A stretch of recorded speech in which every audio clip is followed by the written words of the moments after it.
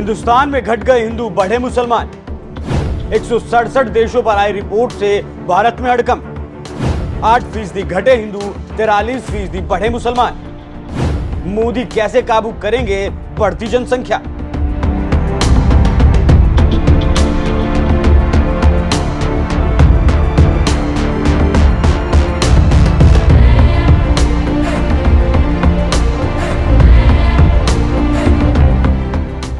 नमस्कार, मैं हूं आपके साथ अभिषेक पुंडी। बीच लोकसभा चुनाव में प्रधानमंत्री मोदी की एक रिपोर्ट ने देश में हड़कंप मचा दिया। प्रधानमंत्री के आर्थिक सलाहकार परिषद की report share of religious minorities के नाम से तैयार की गई। इस रिपोर्ट में बताया गया कि बीते 65 सालों में बहुसंख्यक हिंदुओं की हिस्सेदारी कुल जनसंख्या में 7.82% कम हो गई है, जबकि मुसलमान नागरिकों की हिस्सेदारी इन्हीं 65 सालों में 43.1% बढ़ गई है। वहीं ईसाई नागरिक 5.38% बढ़े हैं और सिख नागरिक भी 6.58% तक बढ़ गए हैं। ये रिपोर्ट देखने में आम लगती है, लेकिन इसके पीछे के कारण भयानक हो सकते हैं और इस रिपोर्ट में जो बढ़ती जनसंख्या एक समुदाय की दिखाई गई है वो भविष्य में खतरा पैदा कर सकती है, क्योंकि कहा जाता है जब मुसलमानों की जनसंख्या 22% हुई थी तब अलग देश बन गया था जिसका नाम पाकिस्तान है। और आज जो ये रिपोर्ट आई है उसके मुताबिक देश में मुसलमानों की जनसंख्या 14% के ऊपर पहुंच चुकी है। लेकिन अब जनसंख्या का विस्फोट तो जबरदस्त तरीके से हो रहा है, लेकिन क्यों हो रहा है? क्या सत्ता पाने के लिए या फिर गजवाए हिंद करने के लिए? आखिर क्या कारण है? और सोचने वाली बात यह है कि क्या सिर्फ मुसलमानों की जनसंख्या नेचुरल तरीके से बढ़ी है या फिर धर्मांतरण इसका कारण है और या फिर घुसपैठ भी इसमें शामिल है। जाहिर सी बात है सभी पहलू इस बढ़ती जनसंख्या में शामिल हैं। इस बेतहाशा बढ़ती जनसंख्या पर एक बार सुप्रीम कोर्ट के वरिष्ठ वकील अश्वनी उपाध्याय को सुनिए। ये जो खतरा आया है कि 65 साल में 8% हिंदू घटा है। अच्छा, नेपाल में भी घट रहा है, नेपाल में भी घट रहा है, भारत में भी हिंदू घट रहा है। नेपाल में भी मुस्लिम की संख्या बढ़ रही है, भारत में भी मुस्लिम संख्या बढ़ रही है, पाकिस्तान में मुस्लिम की संख्या बढ़ रही है, अफगानिस्तान में तो पूरा 100% हो ही चुके हैं, बांग्लादेश में बहुत तेजी के साथ बढ़ रही है। तो एक तरफ हिंदू पाकिस्तान, अफगानिस्तान, बांग्लादेश में ही नहीं कम हो रहा है, भारत और नेपाल में भी कम हो रहा है। वहीं दूसरी तरफ मुस्लिम्स वो केवल इस्लामिक कंट्रीज में नहीं बढ़ रहे, बल्कि जहां हिंदू हैं वहां पे भी बहुत तेजी के साथ बढ़ रहे हैं। ये खतरे की घंटी है। समाधान है समान शिक्षा, समाधान है समान नागरिक संहिता, समाधान है घुसपैठ नियंत्रण कानून, समाधान है धर्मांतरण नियंत्रण कानून और समाधान है जनसंख्या नियंत्रण। समस्या बड़ी है, कदम भी बड़ा ही उठाना पड़ेगा, नहीं तो जिस तरीके से देश की आबादी बढ़ रही है उस तरीके से देश में गरीबी और बेरोजगारी भी बेतहाशा बढ़ेगी। हालांकि इस जनसंख्या को नियंत्रण करने के लिए 2021 में यूपी की योगी सरकार ने जनसंख्या नियंत्रण नीति बनाई थी और 2022 तक इसे लागू करने की बात भी कही थी, लेकिन अब तक लागू नहीं हो पाई। इस नीति में एक बच्चा पैदा करने वालों को प्रोत्साहन राशि या फिर और तमाम तरीके की सुविधाएं देने की बात कही गई थी और जिसके 2 से ज्यादा बच्चे होंगे उन्हें सरकारी सुविधाओं का लाभ नहीं मिलेगा। लेकिन ये नीति आज तक लागू नहीं हो सकी, जबकि उत्तर प्रदेश में राज्यों के हिसाब से सबसे ज्यादा जनसंख्या है। बावजूद इसके भी केंद्र सरकार की नींद नहीं टूटी। राजनेता इस बदलती डेमोग्राफी पर चिंता तो जाहिर कर रहे हैं, लेकिन कोई ठोस कदम अब तक उठाया गया हो ऐसा नजर नहीं आता। लेकिन केंद्र सरकार को जनसंख्या नियंत्रण का कानून लाना होगा, क्योंकि अगर सरकार ऐसा नहीं करती है तो फिर हालत बेहद खराब होने वाले हैं। वैसे भी विपक्षी नेता अब मुसलमानों को आरक्षण देने पर उतारू हो गए हैं। भाई और बहनों, हिंदुओं को बांटो और अपने वोट बैंक को खुश करो, ये कांग्रेस की रणनीति है। इसलिए कांग्रेस एससी, एसटी, बीसी से रिजर्वेशन छीनकर रिलीजन के आधार पर बांटना चाहती है। आपने सुना होगा कि शाहजादे के करीबी और चारा घोटाले के दोषी नेता ने क्या कहा? जेल से बाहर आए हैं और क्या बोल रहे हैं? वो कहते हैं मुसलमानों को रिजर्वेशन देना ही चाहिए।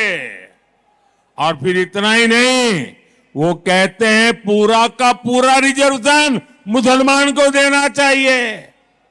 ये लोग बीसी कोटा के रिजर्वेशन को खत्म करके रिलीजन के नाम पर रिजर्वेशन देना चाहते हैं।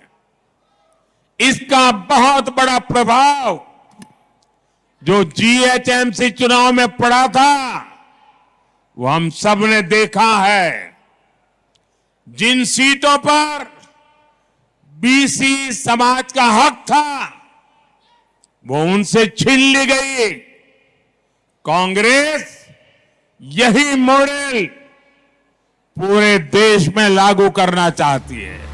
जब खुद मोदी इस बात को मानते हैं तो फिर जनसंख्या नियंत्रण करने के लिए मोदी कब ऐलान करने वाले हैं? क्या तीसरी बार मोदी प्रधानमंत्री बनने के बाद जनसंख्या के इस विस्फोट को काबू करने के लिए उपयुक्त कदम उठाएंगे? क्योंकि जनसंख्या विस्फोट लगातार हो रहा है। देश के 200 जिलों में हिंदू अल्पसंख्यक हो चुके हैं। आधा दर्जन राज्यों के हाल खराब हैं जहां हिंदू अल्पसंख्यक लगातार होता जा रहा है। पूरे नॉर्थ ईस्ट में धर्मांतरण बेतहाशा हो रहा है। देश का सीमावर्ती जो इलाका है वो बिल्कुल बदल चुका है। वहां आपको तमाम मस्जिदें, मदरसे तमाम दिखाई देंगे और जब सीमा पर कब्जा होगा तो समस्या दोहरी हो जाती है। अब देखना होगा कब तक केंद्र सरकार इस विस्फोट को रोकने के लिए कदम उठाती है। आपको क्या लगता है, क्या जल्द से जल्द केंद्र सरकार को जनसंख्या नियंत्रण कानून लाकर इस जनसंख्या विस्फोट पर काबू करना चाहिए? अपनी राय हमें कमेंट कर जरूर बताएं। नमस्कार।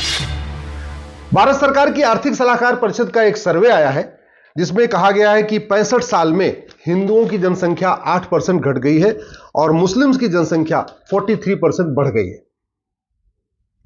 अब कुछ लोग सोच रहे होंगे अगर हिंदू घट रहा है तो क्या फर्क पड़ता है, मुस्लिम बढ़ रहा है तो क्या फर्क पड़ता है? बहुत फर्क पड़ता है। हिंदू घट रहा है इसका मतलब लोकतंत्र कमजोर हो रहा है, क्योंकि सनातन धर्म और हिंदू तो लोकतंत्र सिखाता है। हिंदू घट रहा है इसका मतलब वसुधैव कुटुंबकम की भावना घट रही है। हिंदू घट रहा है इसका मतलब सर्व मंगल मांगल्ये शिवे सर्वा साधिके, सबका कल्याण हो, वो भावना घट रही है। हिंदू घट रहा है इसका मतलब नारी तू नारायणी की भावना घट रही है। हिंदू घट रहा है इसका मतलब यत्र नरस्तु पूज्यते रमन्ते तत्र देवता, जहां नारी की पूजा होती वहां देवता निवास करते हैं, वो भावना घट रही है। हिंदू घट रहा है इसका मतलब सर्वपंथ संभाव घट रहा है। हिंदू घट रहा है इसका मतलब सर्वांगीण जो सोच होती है सबका साथ सबका विकास का, वो सोच घट रही है।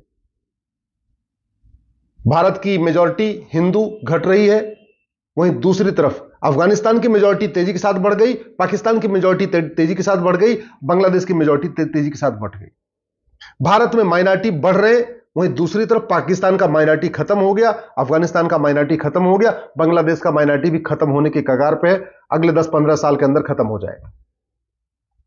अब आप सोच रहे होंगे अगर मुस्लिम्स बढ़ रहे हैं, अगर उनकी 43% बढ़ी है तो क्या हुआ? बहुत फर्क है, क्योंकि जो कॉन्स्टिट्यूशन है ना, कॉन्स्टिट्यूशन कहता है इक्वेलिटी, सब एक समान है। इस्लाम में सबको एक समान नहीं माना जाता। कॉन्स्टिट्यूशन कहता है जस्टिस, सबको एक समान न्याय मिलना चाहिए। इस्लाम इसको नहीं मानता। कॉन्स्टिट्यूशन में लिखा है इक्वल अपॉर्चुनिटी, सबको समान अवसर मिलना चाहिए। इस्लाम इसको नहीं मानता। कॉन्स्टिट्यूशन कहता है फ्रेटर्निटी, भाईचारा, वसुधैव कुटुंबकम, इस्लाम इसको नहीं मानता। तो कायदे से संविधान में equality, justice, liberty, fraternity, unity, national integration जो शब्द लिखा हुआ है प्रीएम्बल में, इस्लाम उसको नहीं मानता। इसका मतलब अगर हिंदू घट रहे हैं और मुस्लिम्स बढ़ रहे हैं तो संविधान को बहुत बड़ा खतरा है। और पूरे देश में, पूरी दुनिया में उठा के देख लीजिए, किसी भी इस्लामिक कंट्री में आपको डेमोक्रेसी नहीं मिलेगी। जहां 70-75% ज्यादा मुस्लिम होते हैं वहां लोकतंत्र नहीं होता। जहां 70-75% ज्यादा मुस्लिम होते हैं वहां इस्लामी शरिया लागू होता है। जहां 70-75% ज्यादा मुस्लिम होते हैं वहां सेकुलरिज्म नहीं होता। जहां 70-75 ज्यादा मुस्लिम्स होते हैं वहां माता पिता को एक समान अधिकार नहीं होता, पति पत्नी को एक समान अधिकार नहीं होता, भाई बहन को एक समान अधिकार नहीं होता, महिला पुरुष को एक समान अधिकार नहीं होता। क्यों? क्योंकि इस्लाम में महिला पुरुष को समान नहीं माना जाता। इसलिए यह बहुत बड़ा खतरा है हमारे संविधान के लिए, यह बहुत बड़ा खतरा है हमारे लोकतंत्र के लिए। हिंदुओं को घटने का मतलब है लोकतंत्र बहुत तेजी के साथ कमजोर होगा, और हिंदुओं के घटने का मतलब यह हुआ कि आपको बोलने और सोचने की आजादी बहुत जल्द धीरे धीरे कम हो जाएगी। क्योंकि इस्लाम में वाद विवाद, शास्त्रार्थ, तर्क, वैज्ञानिक सोच, इस पे कहीं बहुत ज्यादा फोकस नहीं किया हुआ है। वहीं सनातन धर्म में तो हजारों सालों से शास्त्रार्थ की परंपरा रही है, लोग बैठते हैं, चर्चा करते हैं। और आपने देखा भी होगा, आप रामायण के ऊपर तर्क वितर्क करिए, रामायण के ऊपर वाद विवाद करिए, किसी का गला नहीं कटेगा। आप वेद पुराण में जो कुछ लिखा हुआ है उस पर तर्क वितर्क करिए, कोई किसी का गला नहीं कटेगा। मनुस्मृति इतनी पुरानी लिखी हुई, इसके ऊपर तर्क वितर्क करिए, आप किसी का गला नहीं कटेगा। भगवत गीता के ऊपर आप तर्क वितर्क करिए, किसी का गला नहीं कटेगा।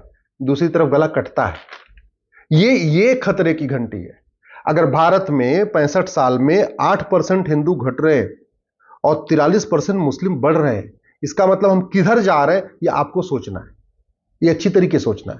तो ये तो समस्या हो गई। समाधान है हम दो, हमारे दो, सबके दो। समाधान है इसका समान शिक्षा, 1 nation 1 syllabus, 1 nation 1 education board, 1 nation 1 curriculum, 10वीं तक सबकी एक जैसी शिक्षा। अगर हम चाहते हैं लोकतंत्र जिंदा रहे, संविधान हमारा बचा रहे, सर्वपंथ संभाव कायम रहे, सर्वमंगल मांगल्य की भावना बनी रहे, वसुधैव कुटुंबकम की भावना बनी रहे, सबका साथ सबका विकास की भावना बनी रहे, तो समाधान है समान शिक्षा, समान नागरिक संहिता।